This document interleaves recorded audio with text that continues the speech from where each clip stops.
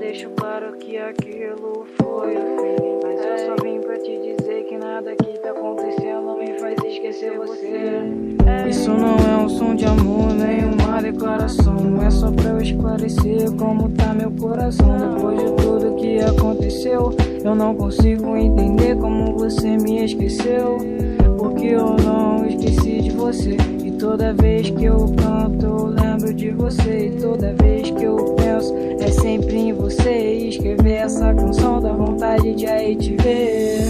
Não consigo mais suportar, toda hora eu vou lembrar de quando a gente se abraçava e dizia que ia se amar. Não consigo mais suportar, toda hora eu vou lembrar de quando você me abraçava e dizia que ia sempre me amar. Isso não é um som de amor, nem uma declaração, é só pra eu esclarecer como tá meu coração. Porque quando eu lembro de tudo que eu te fiz, mexo na minha ferida e crio outra cicatriz.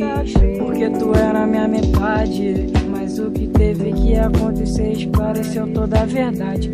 E isso me fez parar de acreditar em tudo, porque eu já perdi você e você era meu mundo. E agora eu tô sem ninguém porque eu fui acreditar em pessoas idiotas que me fizeram amar. E de novo eu não tô bem, nem sei o que aconteceu. O amor já me ferrou e tudo desapareceu.